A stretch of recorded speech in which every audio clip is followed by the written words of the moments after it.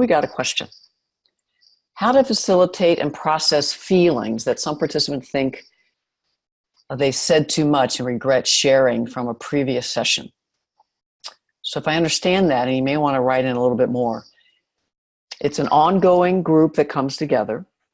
Somebody in the A session felt they shared too much, and now in a subsequent session, they said, I'm feeling uncomfortable, nervous, scared, because I said too much, okay?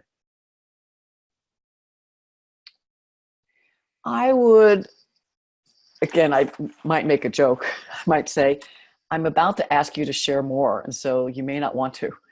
But I'm curious, could you say more about what you're feeling now? Because my guess is from what you've shared is that you felt vulnerable, that in the moment you felt comfortable sharing, but afterwards you were wondering if you shared too much. Could you say more about what some of your concerns or fears are?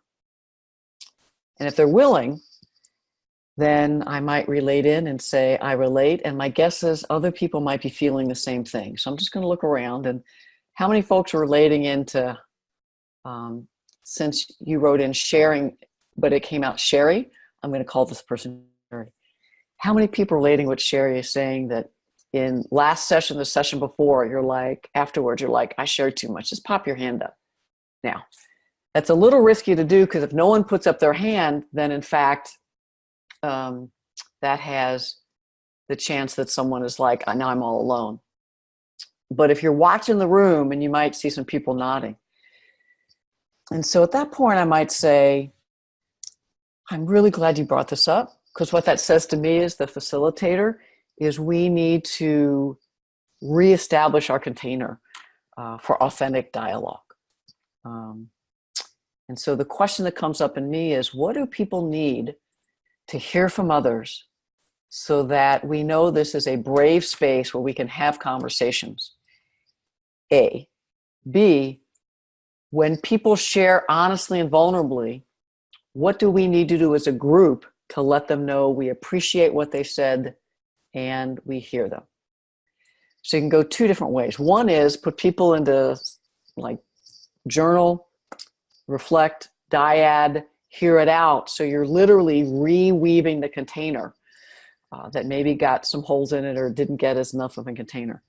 And or you could go this route, and it could be, could say, my guess is you're talking about when you told the story about X, am I right? As I look back, we didn't spend a lot of time following up and engaging you with that. I would love to ask the group the impact on them of you sharing that story. Would you be open to that? Now notice, I'm having them control the whole thing because they're feeling nervous, scared, they said too much, and so they may want to be done. But the fact that they came back and said that they felt, I'm assuming, too vulnerable, I said too much, I'm scared now. Now, they may not say all that, but that's kind of the essence, is what I'm reading into this. They're asking to still be in the group and to be a part of it. So I might, depending, again, it's an ongoing group, so I might say, I personally really appreciate the story, and I apologize I didn't say it last session.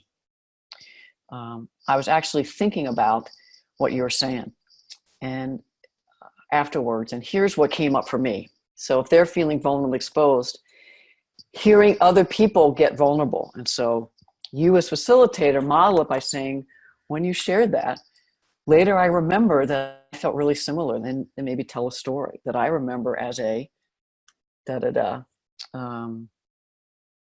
And I was just really relating to you.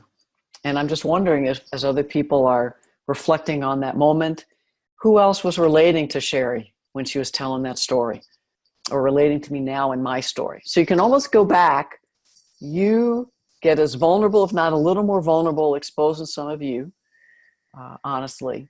See if the group will then relate to you, relate to Sherry, and that might help. Often when people feel exposed and vulnerable, several things could be going on. One is they shared something they never shared before, and like I just mentioned, the group did not meet them.